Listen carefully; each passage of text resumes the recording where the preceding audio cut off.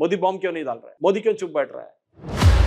Even when it comes to Modi, I wouldn't say he's perfect. No, there are a lot of mistakes people make. That is why they're people, they're not gods. Why should I give you the water free? Who in the hell would sign an agreement like that where you give away water free? Whereas my people are suffering, our country people are suffering for lack of water. We made a lot of mistakes. The Shimla Agreement was a big blunder, which Indira Gandhi did under pressure from the US. And all along, if you know Pakistani politics, the Punjabis are controlling everything. The best way of fighting a war is not fighting. There are ladies, women here from Hyderabad, we saw them at the Wagah border the other day, who went, got married in Pakistan, came back and had kids in India. We are surprised that there are 50,000 Pakistani Indian women who married Pakistanis who are staying in India.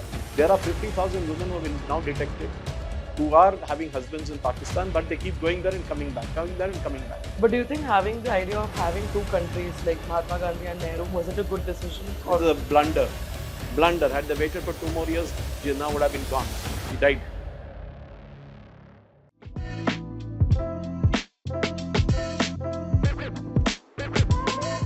Hello, Mr. Suresh, sir. Thank you so much for showing up at Layers of Life podcast. It is such an honor to have you here. Thank you very much. So, sir, I have never been nervous about any podcast. I think I've recorded about 10-15 podcasts so far.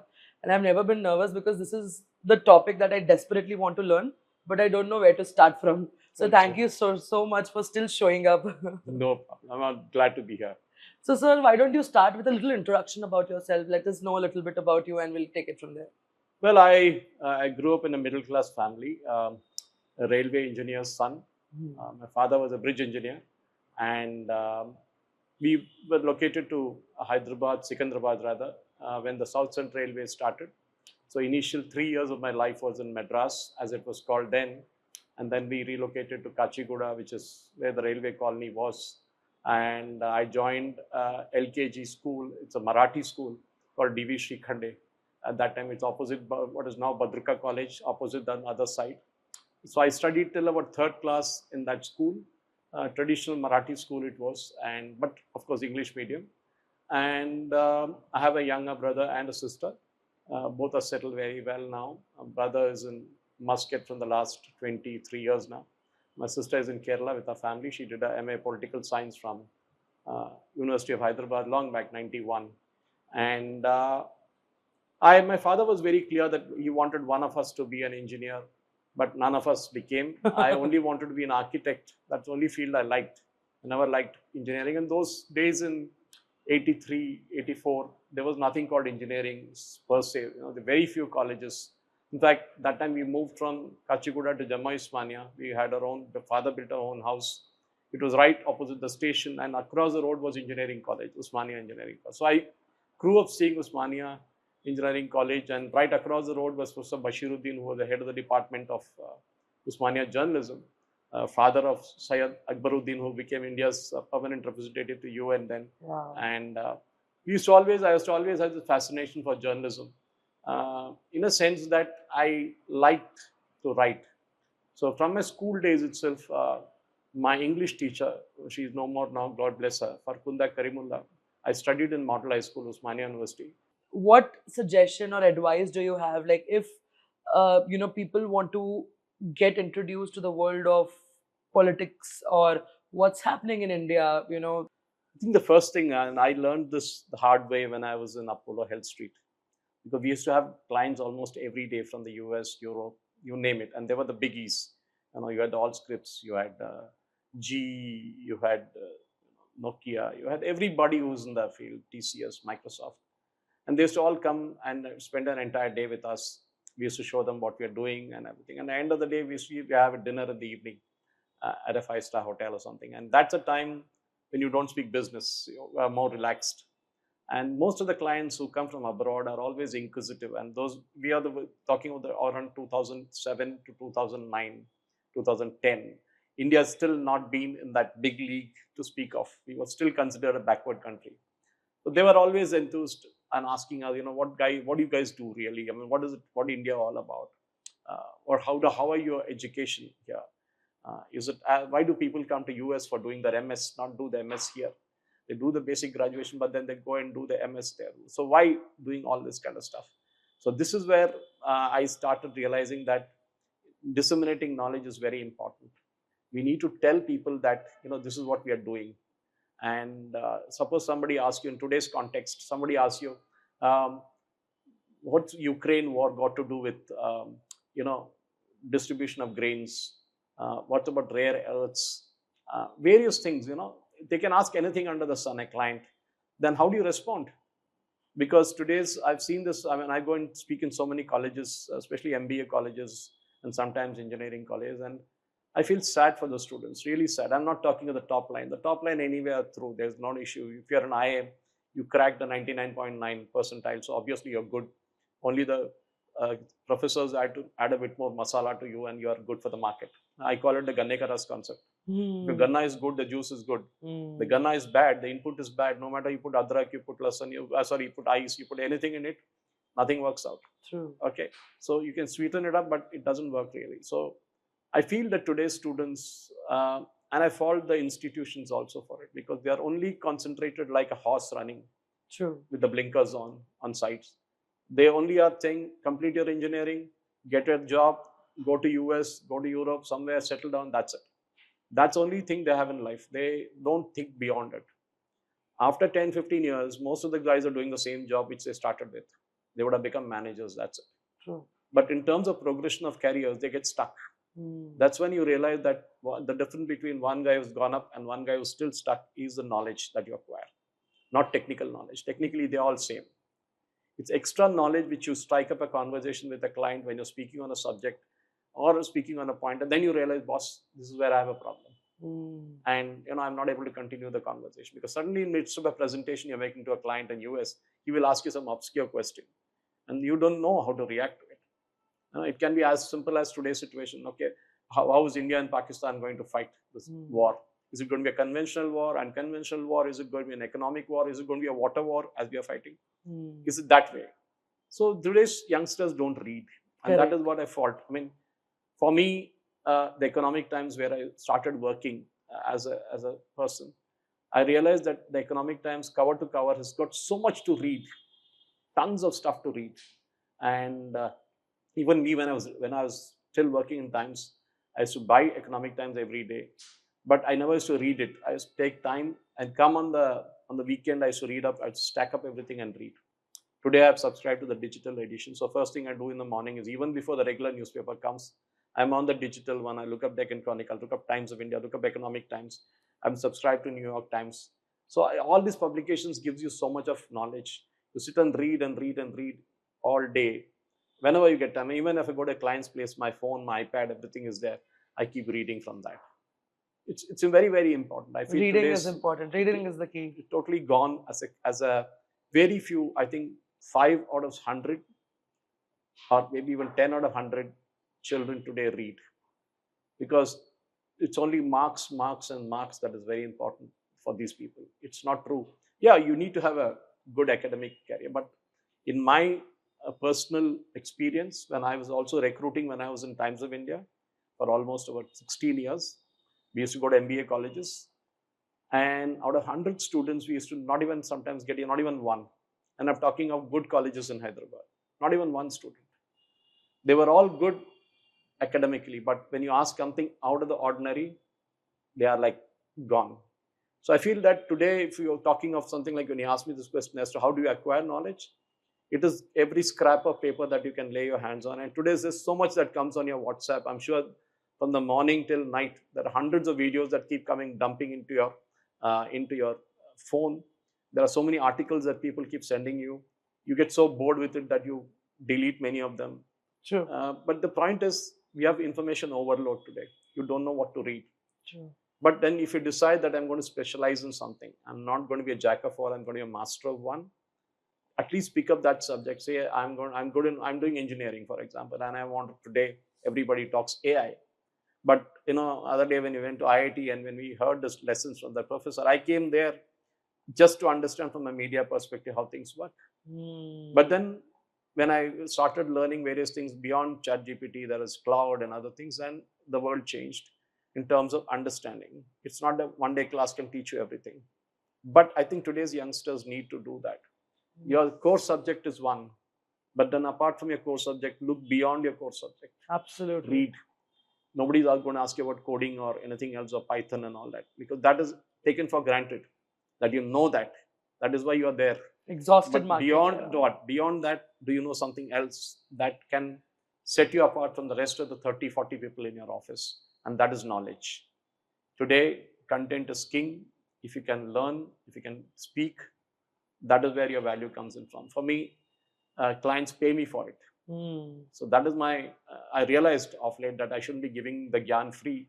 Today, clients pay me for it. So if I'm going to speak in somebody's office, or I'm speaking at a workshop, or even delivering a talk or doing an interview, I get paid for it. So the client also realizes that there is a value in it, that something that comes free is not perceived in value. That is the main thing. Very beautifully said. Wow. Wow. I would love to focus and divert our conversation to the recent attack that happened. And I would like to understand the nitty-gritty of it, and the steps that India is taking and stuff like that. So can you talk a little bit about what you think and your perspective is, and then I'll ask you some follow-up questions. The Pahalgam massacre that happened is an eye-opener in more than one, because there are similar attacks which have happened in the past. If you remember, when Bill Clinton came to India, 36 Sikhs were shot in Kashmir. Correct. In a similar manner. And that time it was not Hindus, the Sikhs were targeted. This time specifically the non-Muslims were targeted. Well, why it was done, how it happened, and also a different thing, whether there was an intelligence failure and all that kind of stuff. Because quite often when people ask me about intelligence reports, I say there should be actionable intelligence. Saying that Alfred Hitchcock defined suspense as a thing like saying there's a bomb in the theater. That's not suspense. There is a bomb in the theater, but you don't know when it will go off, is suspense. Because then you're waiting for it. So when you are talking of actionable intelligence, something very similar. It's like going to a weather department and it will rain today. And if it doesn't rain, you will go to the weather department and say, "Barish gira," bole, "Kyun nahi gira?" You say, "Girega to girega, to nahi girega." So the intelligence is like that. It is not just that there will be an attack on Kashmir or there will be an attack on tourists. Where, what time, which date, we need specifics, and you hardly get that. There are only 2-3 countries in the world which have the capability to get that kind of intelligence. And one of them, which I admire a lot, which I read a lot, and we meet a lot of people from that country, is Israel. Israel has something similar to India. It's surrounded by very hostile neighbors. You have Jordan, you have Syria, you have Egypt, you have Lebanon, you have the Gaza, the West Bank, everything surrounding them. And they've been that way from 1960 onward. They got independence just after we got. Okay. They are a very arid country who hardly get rain at all. Okay. But they're one of the most agriculturally rich countries. Their innovation is way, way ahead of us. The Iron Dome they used to intercept missiles was locally built.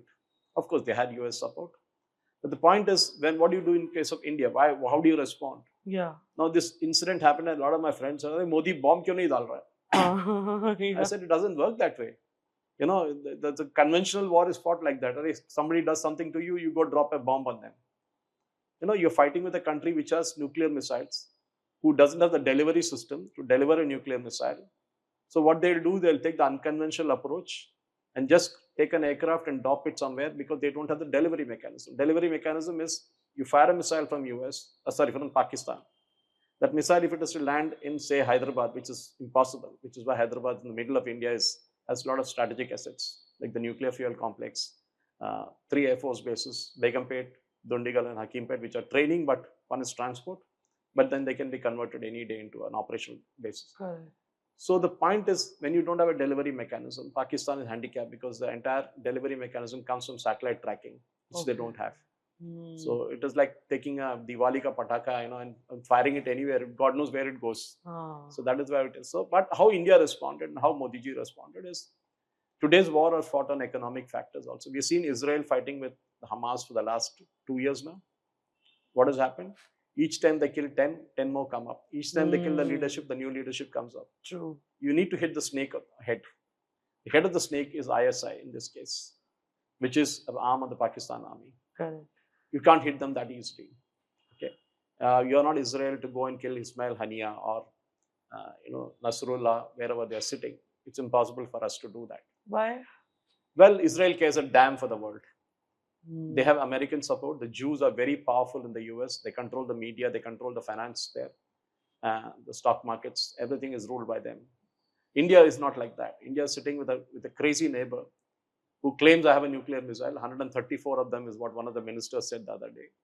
Even if one of them fires or misfires, it will be catastrophic for us, at least in the Punjab, Rajasthan side. So we need to be very careful, very measured, very mature in our approach. And that is what Modi ji is doing. You don't speak and say, I'm going to shoot you tomorrow. That's what Pakistan is doing. We got 134 missiles, we'll fire at you. We'll do that. Yesterday night at 2:30, there was a press meet called by the Pakistan government. I was like, there's something big is going to happen. So I stayed awake too. The guy comes and says, we got intelligence report that India is going to attack us within the next 36 to 48 hours.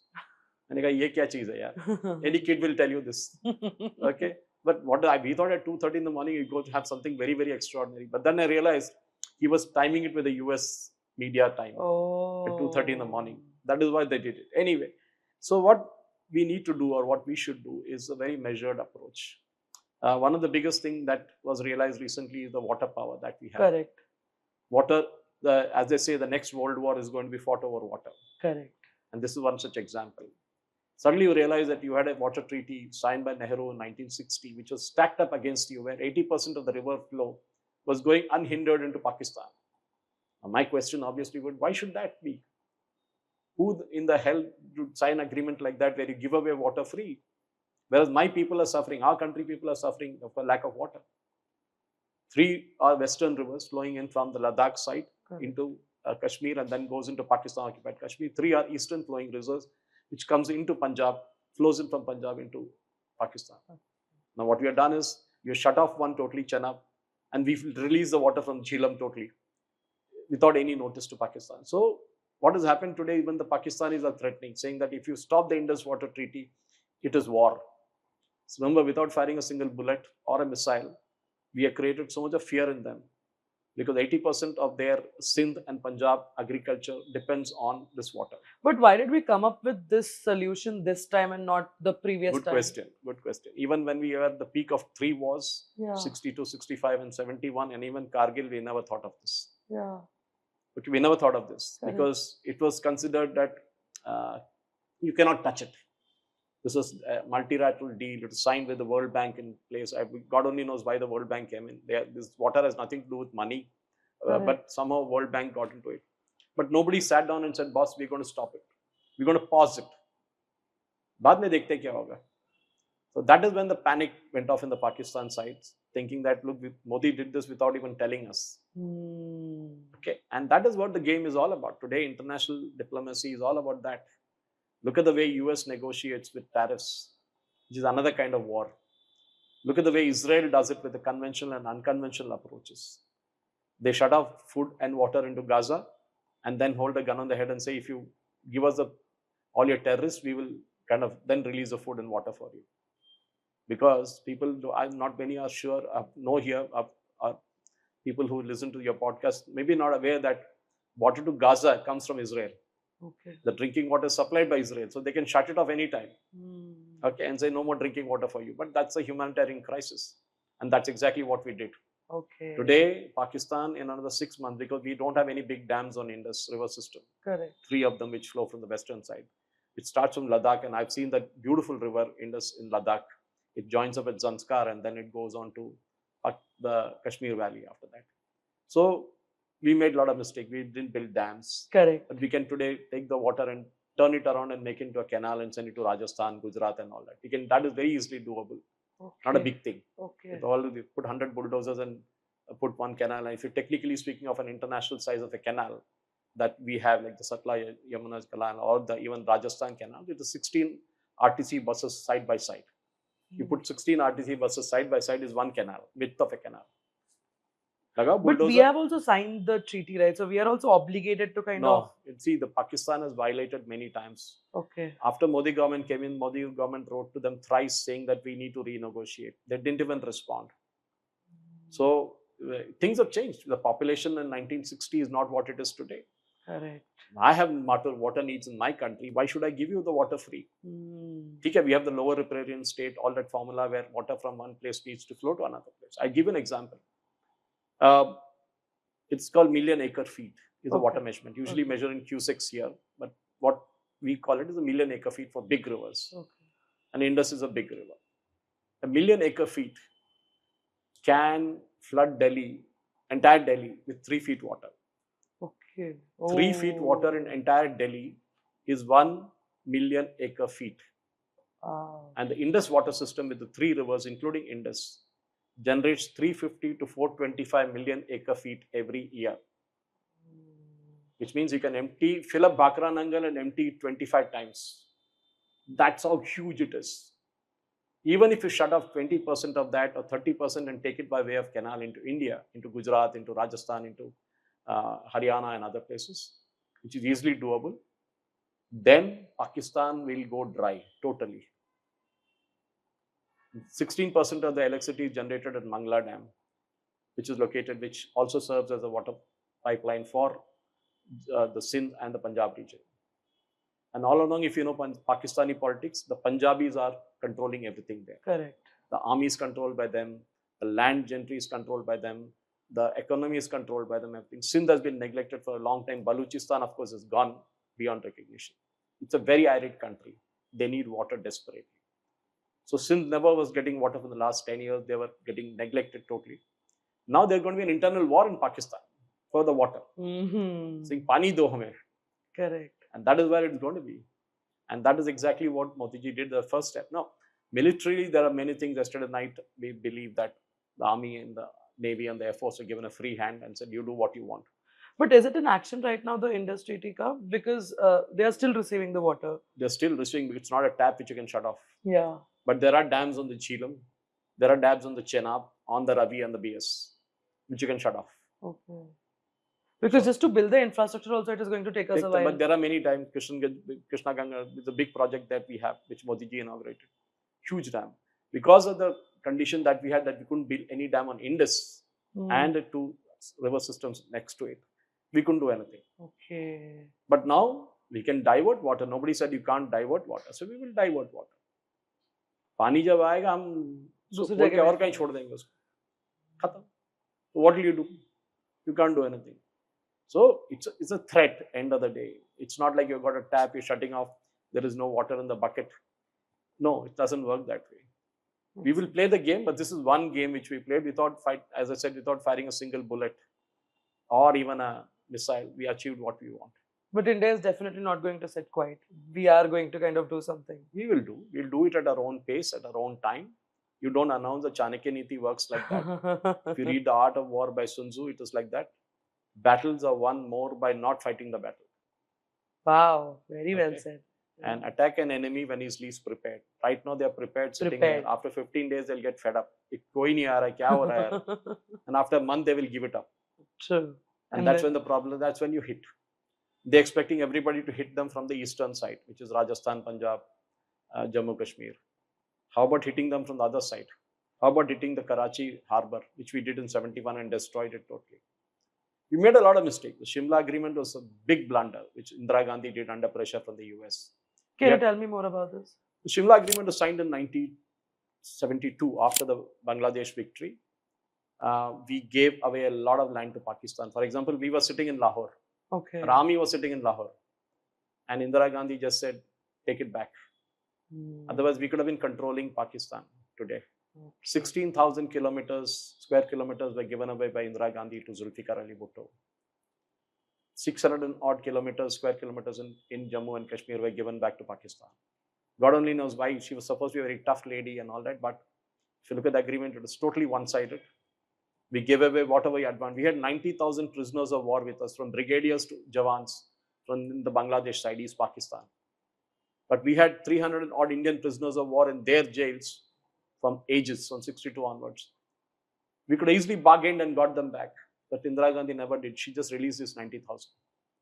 We could have even said 90,000 we'll release only if you give us Pakistan occupied Kashmir. They would have given it. Oh. That is the situation. 90,000 is not a small number. Those families will create havoc. Anything happens to their husbands and their sons or their brothers. So this is what the situation was. So the entire Shimla Agreement now, Pakistan says we are not going to, because when we announced the water stuff, Indus water pausing, they said Shimla Agreement is scrapped. He said, wonderful, give it in writing. They're not giving it in writing. Whereas we gave it in writing, saying we're stopping Indus water. Third day we gave it in writing. If they stay, Shimla Agreement is not going to be, we are not going to honor it. Great for us because one, we can now, there's no international border anymore now. Okay. It's open. The line of control, which was determined that time, saying Pakistan that side, India this side, this is the line. Okay. Now that line doesn't exist anymore. If Shimla Agreement is not there, we can walk into Pakistan. Simple as that, because you have abrogated the treaty yourself.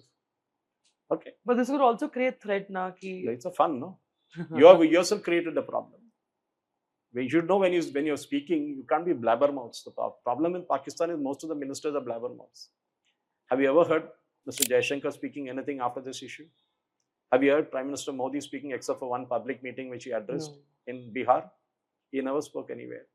So the main thing is you do it quietly your own way. Pakistan is blabbermouth. They sit every day and say something, hum bomb dalenge, hum ye karenge, hum wo karenge.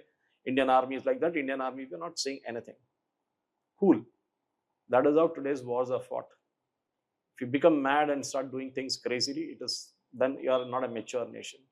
The mature nation, fine. We lost 26 people. Should have never happened, but it happened. We can't bring them back. Now let us play our own game. If they kill 26, we'll kill 26 lakhs in Pakistan by denying them water. Simple as that. Wow. Just an imaginary number, but it need not be 26 Absolutely. lakh. It can be even 26,000 also. Wow. So yeah, one is that we stopped this in this treaty. Like we are not. What are the other things that India initiated?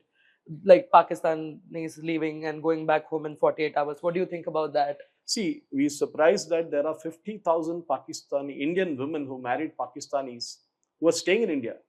Yesterday night, there was a case of somebody who stayed in Jammu Kashmir for the last 45 years. Oh. How are they not tracked?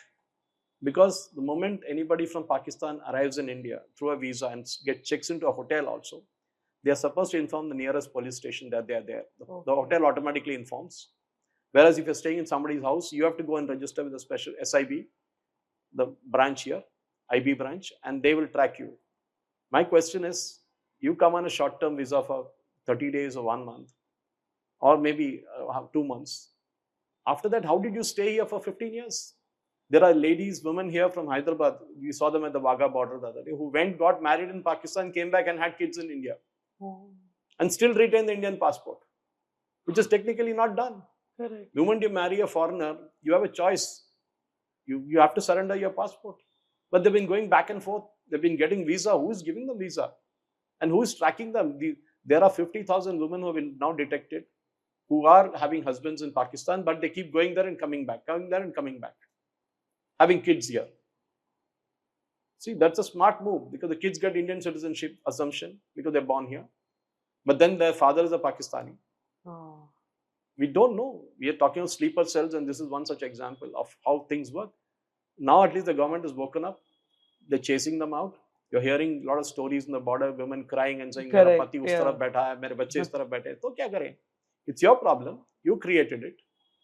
Okay. You are here illegally. Your visa is expired. What Trump is doing the same thing, kicking people out from US whose passports, whose visas have expired. Please get out. Finished. That's it. Yeah, we need to recognize there's a problem we have on hand. So the 48-hour deadline, the medical thing is a bit complicated because I've seen that in Apollo when I was there, that a lot of Pakistani patients come. Correct. Their healthcare system is pathetic. They come here but then somewhere along the way, they need to take a call. Fine, boss, we'll go to UAE or we'll go to... Why are they not going there? Because the UAE has excellent healthcare system. Saudi Arabia has it. But money? Yeah, that's a question. So most of these people don't pay from the pocket. Pakistanis have to. But, the others don't. Other ones, maybe they need to strike a government-to-government deal and work it out with other countries. I mean, I know healthcare is a big touchy subject, but we don't have a choice. We don't know how many of them are genuine, how many are not. That's a problem. And also there was this question like, we have a lot of troops in Pahalgam, right? But then, like, how did this happen? And like, it took us 1 hour to reach there to the spot. This is not Pahalgam. Where it happened was a place called Baisaran, which is 9 kilometers from Pahalgam. Okay. That place is not open to tourists. So what these operators do is they bribe the tourism officials and get the place opened up. Oh, You have to trek to reach there, or you have to go in a pony. That's why you'll find no elders were around. Okay. All the elders sit back in Pahalgam, the hotel or wherever they are. They go as a day excursion. go there in the morning and come back by evening, see the sights and sounds, and they have this ball running around, laying there, and all that kind of stuff. Then they're served lunch and breakfast, and that's it. Breakfast, lunch, and then evening dinner, and they're not even dinner, snacks, and they come back after that. Yes, there should have been security. That is very obvious, but then you will never know where these hotel guys are taking you. Was there an internal job? Was these people made specific targets? Because this place was opened only 2 days before. Oh. So was it, we are learning a lot of stories. NIA has arrested a lot of people, almost 100 people, interrogating them, from pony guys to the operators there of various hotels. Was there a tip-off to the terrorist? Some of them have said to have come 12 days before the terrorist. 4 of them have landed up 12 days before there. So they were doing the recce of the place. Everything was planned. So you can't have a security for everybody. It's impossible to do that. It's always easy to blame the police and the army, saying, "Say, kya kar rahe the aap log? So rahe the kya?" You can't be putting people behind everywhere, because the terrorist has to just keep moving. The army can't do that. They have a set pattern. The police has a set pattern. They have an order. They have a regiment. They have the way they go about it. So when security is assigned, it's not just assigned haphazardly. It is given to a specific place at a specific time for a specific duration. But in this case, they never knew this place was open up. Pahalgam had security. There was no shooting in Pahalgam. Okay. This happened at a place 9 kilometers from there, where you cannot reach except for on foot. So by the time the army and police rushed there on foot, they had half an hour to get away. So that's an advantage they had. That's why they chose a place like that. They knew that to get there is tough. They knew that this is a temporary place, so security won't be there. So naturally, then they realized that this is the way to do it, and they have planned everything out. It is not that it was done on a knee-jerk reaction. No, it was planned down to the last thing, because they knew where to escape everything. And one of the guys now has turned out to be a Pakistani commando, army commando, was in that batch. So he knew how to get the entire thing, how to escape from there and all that. They've been trained in it. So in this, the Palwana attack as well, again, I am not like hardcore politic, I don't have hardcore politics knowledge, but the intelligence, they got like about 10 to 11 reports back then as well, that, there's something going to happen, there's an attack going to happen and stuff like that. But still we did not take any sort of severe action, and that led to... That was a statement by Satyapal Malik, who was then the governor of Jammu Kashmir. He was sacked from the job. And after he was sacked, he spoke all this. Okay. For one, he doesn't have access to intelligence information. The governor doesn't get anything. Okay. The police level, the DGP gets it. The governor gets a briefing. That's all. In this case of Pulwama, where the CRPF attack happened, there was a threat always. So what they used to do was, one side of the road used to be barricaded totally. No vehicles are allowed. The convoy goes another way. So there was 44 buses that were going. Correct. Yeah. Now, two things are said. Why were they not airlifted? Well, airlifting is not a process that happens every day. These troop movements happen on a regular basis. The question was, how did this guy get the RDX? Correct. How did he plan? How was he allowed to come on the other side of the road? That is the thing. That is the failure of the local police to block the side of the road. If they had blocked it, there was no issue. There could have been no suicide bombing. He couldn't have rammed it from the other side. But that part, which was supposed to be sanitized, was not sanitized. So one needs to understand that even within Jammu and Kashmir police, there are brave officers, but at the same time, there are a lot of local elements who do this kind of stuff, who play with this terrorist. Okay. Look at Israel today. I mean, just I was reading yesterday, the total count of soldiers which have lost in the war till now is 24,420. Yesterday, they put out a memorial for all of them, a post. So war doesn't come cheap. Okay. You need to move forces. We lose people. Jammu Kashmir, if you compare 2004 to 2014 and 2014 to 2025, entire thing, the number of people who got killed, number of terrorists who have been killed have increased, number of people who have died have decreased by more than 1/3. So it's only otherwise Kashmir was a place where everything was happening. But after Article 370 was revoked, then you see a different situation. There's no stone throwing now. Otherwise, every time an operation against a terrorist happens, locals come and throw stones. Now there's no stone throwing now. Did you hear of a stone throwing in the last 3 years? No. So demonetization killed off. After Friday prayers, no more stone throwing. That also closed. So there are steps happening. But then see, the advantage of a terrorist is, they say, The security forces have to be lucky all the time. The terrorists has to be lucky only once. And they look for publicity. How much of publicity can I get? Bill Clinton came, they hit the Sikhs. J.D. Vance came, they hit the Hindus. That's it. Their publicity is what they're looking for. The international media gives them tons of publicity. And that's it. So their cause, the Kashmiriyat cause, comes up to the fore. And this is what they want to do. They want to keep the pot boiling. But then the main target that we need to do is that we need to constantly keep eliminating these people, but then new ones will come up. New ones will come, yeah. Okay, hit the snake, head of the snake. That's very important. And But- that is where the India is calculating now in terms of ISI. How do you finish off ISI? Look at the way Israel did it. They decimated the entire leadership of Hamas, of Hezbollah, completely. That's the way to do it. Eliminate the leadership. But the problem is you kill one Hafiz Saeed in Pakistan, 10 Hafiz Saids will come up. So you need to create a system where killing the local guys is not a great thing. Killing the terrorists, okay, that has to be done, who are operating in Jammu and Kashmir. But the leadership across the border, they are the ones to be hit. So if you ask Pakistan today, where is Hafiz Saeed? They say he's not there, he's in Afghanistan. Where is Dawood Ibrahim? We don't know where he is. He's missing, he's dead. All the stories will come up. So we need to constantly keep hitting the... We are a nation in flux. Remember that. Israel is like that. They can never relax even for a day. They relaxed on October 7th and we saw what happened. 1,200 people killed. Now everybody will ask questions. Why were intelligence failure? Didn't they know that such a thing would happen? Yes. But then it happened. You learn from it. Pahalgam happened doesn't mean another Pahalgam will happen. We can take our precautions then. But what steps are we taking to kind of take this precaution? Like the deep, the basic causes, the root cause, one could be that removal of black sheep in our own country. Number two could be like how to kind of get rid of these hidden tunnels and stuff. So what are we taking? See, what there steps? has to be a culture of security in our country. It's Yeah. not there. Correct. We are not Israel, where every 18-year-old has to serve 3 years in the army. That creates a discipline in them. Do you think if we should do it as well? No, it's too huge a country to do it. Israel is a very, very small country. Acha. Okay. And they can afford to it. Okay. But in our country, you try to do it to 140 crore people, it's not going to work out. Okay. We have created an Agnivir scheme, which is exactly that, which is basically to create a set of pool of people who will be trained every 4 years, and then you have to aid them into the civilian life. So you're creating that kind of people, But at the same time, your question about can we prevent it and what do we do? This is an ongoing thing. We can't say that everything is done and dusted tomorrow. We've killed the leadership. It's all over. No. Because a terrorist will keep trying. They need to keep their cause going. That's the only way they'll survive. See, Hamas now, how many months Israel has been hitting them?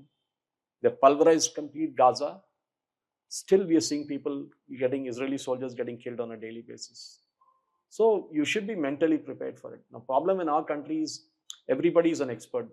They will sit in the drawing room and tell Mahendra Singh Dhoni how to bat in an IPL T20. True. That is the problem. So we are experts during the budget. Everybody becomes an economy expert. Now everybody is a defense expert. True. And later on something happens, everybody becomes a weather expert. True. All things are like that. But that is now things function. Let the professionals do their job. Don't question them. Don't question their patriotism. Don't say that security failure ho gaya, intelligence failure. What do you know about intelligence? What do you know about military intelligence? What do you know about state intelligence? Do you know how many reports they get every day? It's two types of intelligence. One is human and one is technical. Technical is where you tap the phones, where you listen to conversation, where you keep checking emails of people to see if there is a pattern that is happening. Human intelligence is basically bribing people at the local level and saying, boss, bata de kidhar hai. Yep. Ye le tere liye 2 lakh. So he'll say that house. That's it. So they have that kind of money that is kept with the army and the police, even in Telangana also. That money is never audited. But the point is, it is a constant way of doing it. We need to be tough. The problem in our country is there are so many sympathizers. And as we saw with the Pahalgam incident also, there are so many sympathizers saying, "Arey, nahi, wo log kuch galti nahi kiye, wo log theek hi kiye, they didn't ask for the religion." We saw one Maharashtra MLA of Congress saying this. No, it didn't happen. Where will the terrorists have time to ask for religion? Kalma padne ke liye bola tha na. So what is that then? So the problem is we are fighting a 2.5 front war, as General Bipin Rawat, the late General Bipin Rawat had said. One is Pakistan, one is China. We can still tackle these two, but we have half sitting here. Can we tackle China? Yeah, we can. We can easily tackle China. Tackle. I didn't say fight. I said tackle. But at the same time, fighting the internal enemies is very important. We have a lot of sleeper cells. We have urban nexus. We have media sympathizers. You look at it all in isolation, but if you connect the dots, there will be a pattern for it. China is a different thing altogether. Because China today is facing a situation where US is literally after them. But China backs Pakistan, so it becomes... No, it never backed. Officially, it will never back. It needs to sell its aircraft. What will it do by producing aircraft, fighter aircraft that it has, J-15s and all that? It will keep palming it to Pakistan. Because Pakistan can never pay back. So they'll take one island or they'll take one port for Pakistan in return for that. So backing is not a question. It will never happen, because then what will US do? We saw during the 71 war. What happened in the 71 war? We all know that. 71 war, the US sent its 7th fleet to Bangladesh side, then East Pakistan, through the Bay of Bengal. But what did the Soviets do? They reached before that with the submarines. So the US 7th fleet had to go back. And 7th fleet is a huge stuff. The aircraft carriers and fighters and destroyers, everything they have in that. But then they all had to go back. So supporting today is what? Nobody will support openly. Turkey says we didn't send anything, but one Turkish aircraft landed. These are all things that will happen. Even today, Israel gets arms from US, from European countries. So is that a support? You can say yes and you can say no. But it does happen. India doesn't need anybody's support. We can hit them, but today's war is not the conventional war. We'd see thousands of people running across to the other side.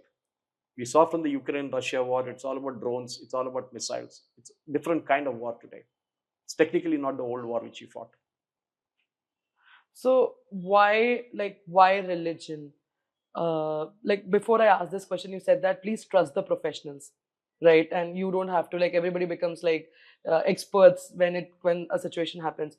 But don't you think we are also afraid because of all the corruption out there, and it just becomes a little worrisome to kind of trust, because there is a lot of things happening in India as well politically. See, corruption will never go away in any country for that matter. Japan is considered one of the most corrupt countries, but look at the way they function externally. Yeah. It's very easy to say corruption, but when you want a driving license, you will never go and take a test.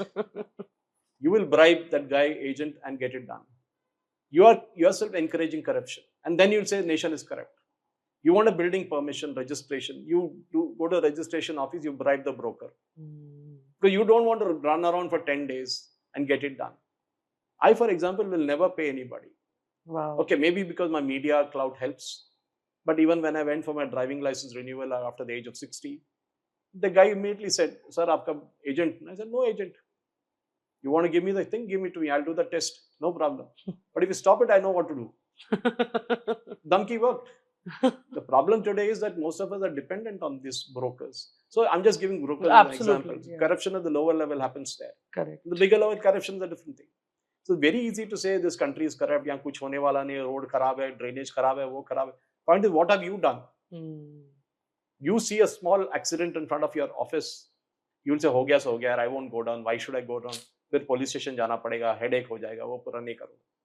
One day it can be you there. Please remember that. The problem is that we are all, we give a lot of gyan to people. We criticize. Modi wo karna chahiye, Modi ye karna chahiye, wahan rishwat le, yahan rishwat le raha hai, wo kar raha hai. What have you done?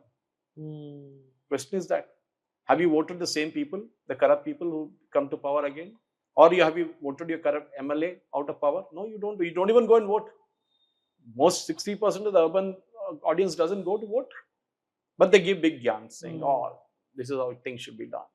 So do you think in India that Modi is the best PM so far? See, I can't take a yardstick and say Modi is the best PM or so far Nehru is the best PM or Manmohan Singh was. See, the point is, how do you measure a prime minister? Is the way the country is run. Okay, way the economy is run, way our security is run, way our infrastructure is run. And there has been, everybody will admit it, that even take infrastructure for, look at the number of airports that we have built. Look at the way the airports have been modernized. Look at the number of ports that we have today. Look at the number of Vande Bharats that are running across the country. This Vande Bharat could have been there 20 years ago. There's no great technology. It's not a great technology. We built from the same integral coach factory in Perambur. Look at the number of private companies producing defense equipment in India, the Kalyanis, the Tatas, everybody. So we are doing everything here. It is just that we needed somebody who would sit up and say, boss, Forget politics. Let us create a great country. Politics election ke time pe rakhenge. But apart from that, we need to encourage our youngsters. We need to put more startups on the job. 95% of startups will fail. That is fine. That's a law of the jungle. It all works like that. But then the point is, I wouldn't say Modi is a great prime minister. You need to measure by saying, where was India 11 years ago and where is India today? Don't cut out all your emotions. Look at purely from a statistical perspective. And then say, how many people have been pulled out of poverty? I didn't say it. World Bank said it. Okay? 1,000 lakhs, you have pulled up enormous amount of people out of poverty. Now they will say, fir bhi log ko khana nahi hai. But then why are you giving free rice to people? That's a different strategy. See, our godowns are full here. What will you do with all the rice? Give it to people who want to eat it. Maybe there's corruption. They'll sell it to the same distributor itself. The same ration shop, they'll sell it. It happens. But then 80% of people still would be getting it. So the question is in terms of, look at from a different perspective. Look at all sectors. And I would say here is a gentleman who, the advantage is that he doesn't have an immediate family with him. The moment corruption happens is when you have a family around you. And that is why you see this family-led parties all have this problem. So their son, their daughter, their nephew, their niece, their uncle, their aunt, everybody wants to be an MLA, MP and everything. Everybody wants to be in the thing. No outsider gets a chance. Where in the world would you find a person like Annamalai, an IPS officer, getting a chance to be in politics and given a mandate to run Tamil Nadu BJP for a long time till recently he was shifted out? Nowhere. Because in the family party, it is only the family that matters. And we have seen that with Congress, Samajwadi Party, with Stalin's party, with everybody for that matter, Lalu Prasad Yadav, with the Omar Abdullahs. Everywhere it is the same thing. The family decides everything. Others are only naam ke vaste. That's it. Makes sense. But, there are a lot of, my fellow friends as well, when we were talking about this India, Pakistan, the recent thing that happened on April 22. The first question, a lot of people ask me is like, what if this is a sajish from our side also to gain more sympathy and stuff like that? It is very easy to say, will you kill your own people? Simple as that. Again, here, for politics. Here the guys are already there. They claim they have done it. Okay, very clearly. But then problem is you never hear this statement in Israel or the US. When Balakot was done, Rahul Gandhi demanded proof. When Osama bin Laden was killed by the US SEALs in Abbottabad in Pakistan, did we hear the US opposition parties saying that show us the body? The problem with us is that we are great in conspiracy theories. Arey Modi ne karwaya, Pulwama Modi ne karwaya, isne Modi mein karwaya. Kyun? We are giving exactly an arm to the Pakistan saying, yes, Pakistan is now innocent. That's what you're doing. Remember that. End of the day, Pakistan wants that.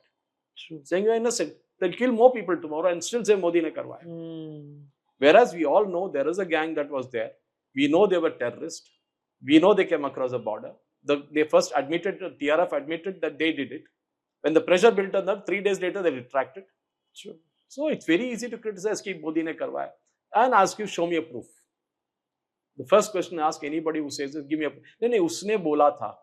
किसने बोला था? मेरा दोस्त ने बोला. दोस्त को बुलाओ. दोस्त किसने बोला था? मेरे को और एक जने ने बोला था. ऐसा हो सकता है. The problem is that today in India we have a lot of free time to do all this kind of stuff. True. Ask me, I don't have time.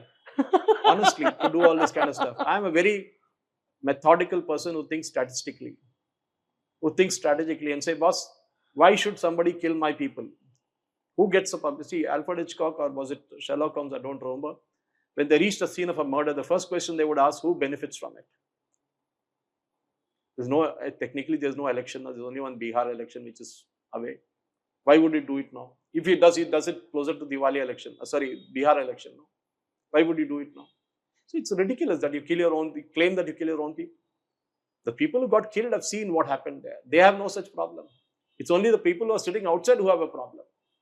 Go and try and tell the families who lost their dear ones that Modi, they'll slap you on your face. And say, we were there, we went through it, we know what it is. कलमा पढ़ने के लिए बोला, ये करने के लिए बोला, किसने बोला था? पैंट उतार दिया था, किसने किया था? This is what we need to understand. And also, Modi ji has given full liberties to the Indian military, correct? So what could this mean? Like, that is a professional way of working. You don't tell an army that वहाँ bomb करो, इधर मत करो. On the ground, it's a commander who decides, not even the army chief. The CEO decides, ये हो गया, मेरे बच्चे फंस गए वहाँ, बंदूक लेके निकल जाता वो भी. The CEO decides, there's a target sitting there, he's a terrorist group there, what do I do? The CEO decides. So let the professionals run it. That's what Modi ji has said. You have the mandate, do what you want to do. There's this report now that the Pakistani army chief is missing in action. That's all. I think I don't even tweet such stuff because these are all, today we are in an information war. Okay? We had this Goebbelsian propaganda during the Second World War with Hitler and all that. Today, you say 100 mare, whereas even ek bhi mara nahi hoga. That creates an impact. Constantly, जब 100 बार झूठ बोलते हैं, they say 100 times you tell a lie, it starts sounding like a truth. True. But I don't understand why they try to tease us, knowing that we are way more powerful country and we have always given them jawab. Why do they still want to tease us and they still try to pick fights with us? I'll never understand this. Ask that to Palestinian Hamas terrorists. Okay, there are many terrorist groups around the world. You have the Lebanese, you have the Hezbollah in Lebanon. Why do they keep fighting? See, the terrorist has to, otherwise there's no job for them. True. Suppose the Kashmir issue goes away tomorrow, will the problem be sorted out? Hypothetically, we'll say, okay, we'll give you Jammu Kashmir ka jo tukra bach gaya na, jo bhi le lo. Will the problem stop? No. Then they'll say we want India. Okay. The entire concept is Ghazwa-e-Hind. So it's not that, the terrorists always have like a switch. Okay, let us do it today, let us not do it tomorrow. Their cause needs to be kept up. They need to keep doing it. They need to remain the public. Otherwise, लोग पूछेंगे कहाँ भाई दिख रहा ही नहीं आजकल, गायब हो गए क्या? That is how it is. The terrorists have to constantly keep doing it because otherwise they become irrelevant to the entire thing. That is their job. That is their way of life. And our way of life is to finish them off so that they don't rise up again. So we have seen, before we have fought numerous wars. Kashmir issue, we had a major problem with Naxals. Now what happened? The Naxals are getting wiped out like crazy. The entire Kankar region, the entire, Dantewada, you look at Gadicholi, they're getting wiped out everywhere. Bastar and all these places. So it's a question of, how long can they sustain their theory? How long can they sustain their kind of activity? That's very important. And the more we deprive them of it, the more they go underground. So, do you think that has there been any kind of communal or political fallout ever since the incident? It keeps happening. There will be some hothead somewhere. Some people will put some Pakistani flags on the ground. Some people will pull them off. Koi Pakistan Zindabad bolega, usko marega. It's all happening. See, it's the heat of the moment.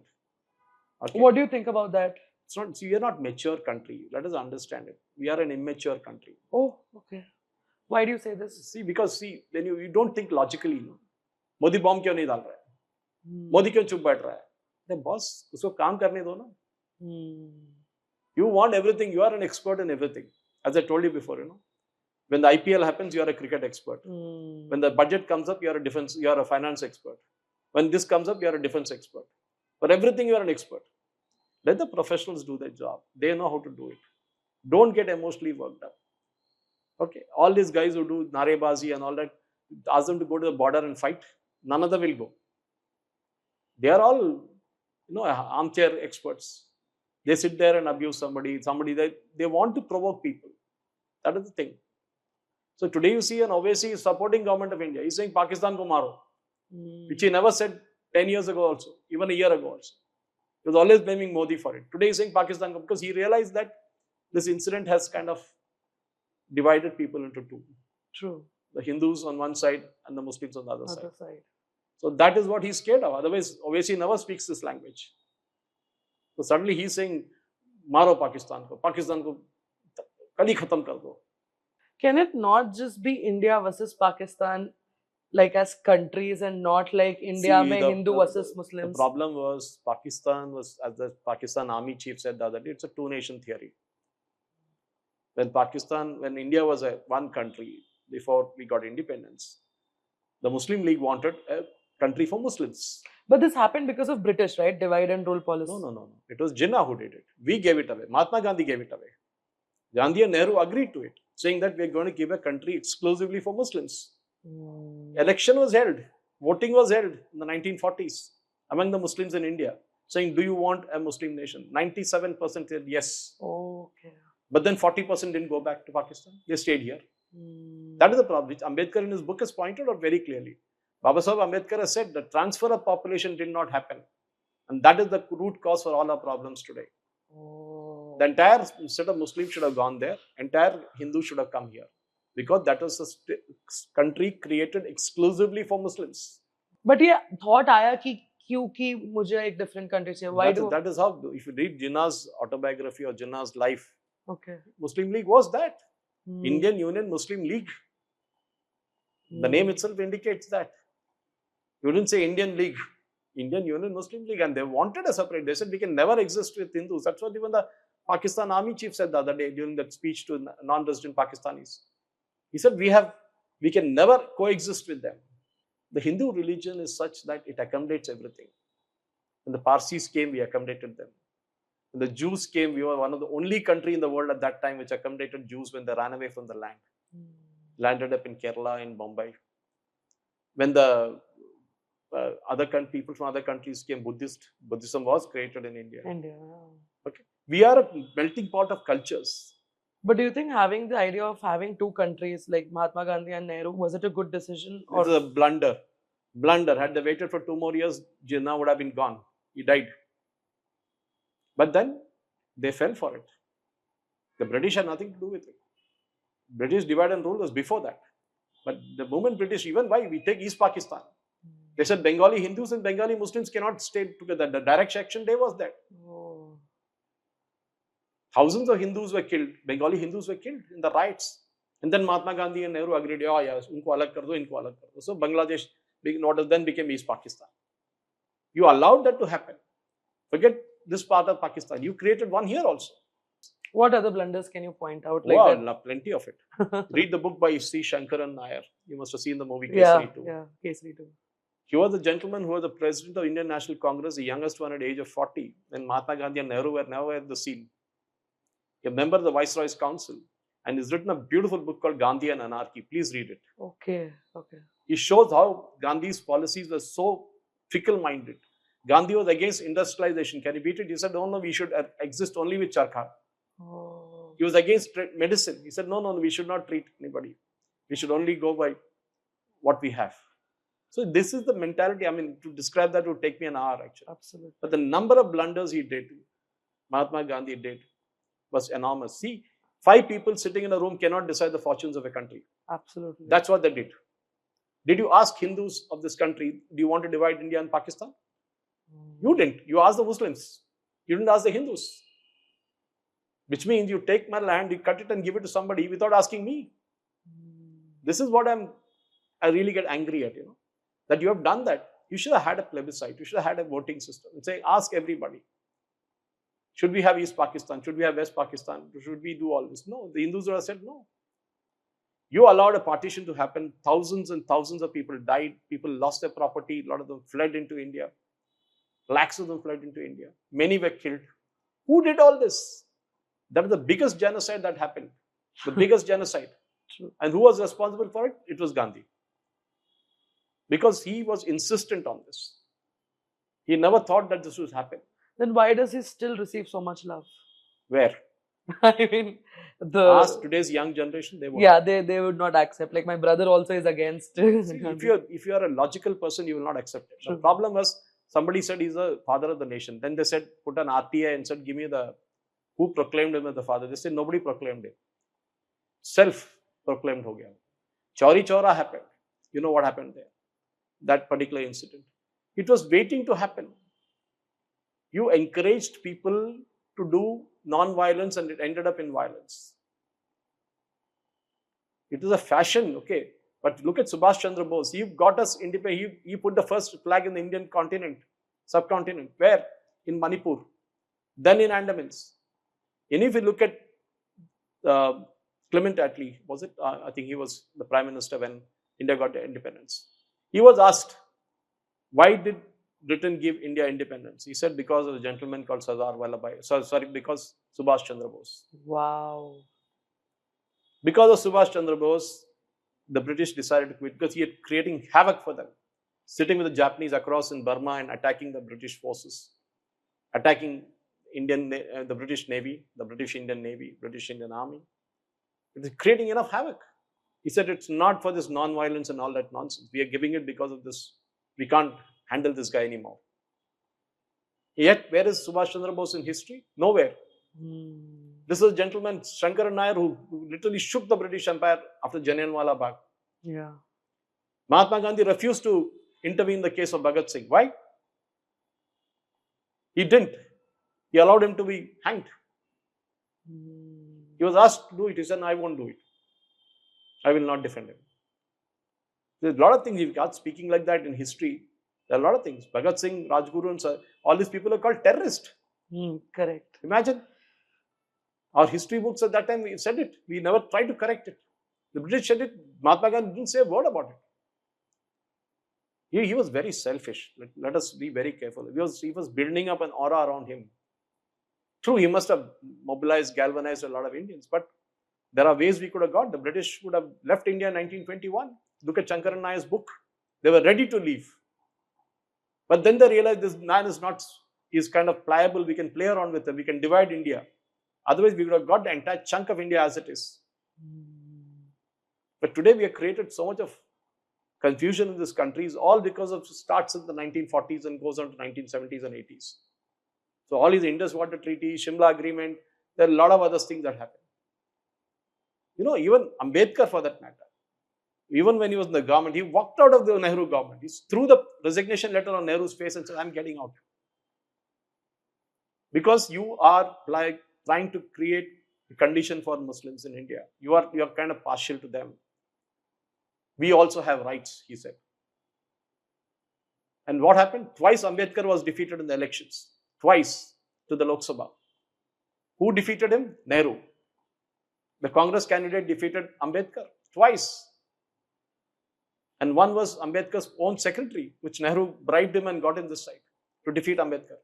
So it's again, if I get into it, it goes into different directions, but I'm not trying to stay focused in one thing. Let us not worship people for they're not worth it. Even when it comes to Modi, I wouldn't say he's perfect. No, there are a lot of mistakes people make. That is why they're people, they're not gods.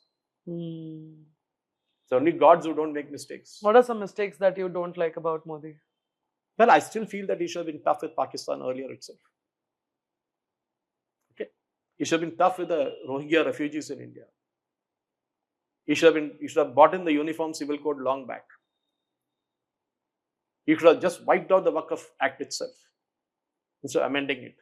A lot of things are there. But then he has his own limitations. Let us understand. At least he's trying to do something. Not everything. As you said that if all the Muslims were in Pakistan and all the Indians were in Hindus were in India, but still there would be fights, maybe like upper caste, lower caste, and Dalits. Like, see, we are a nation of 140 crore people today. Yeah.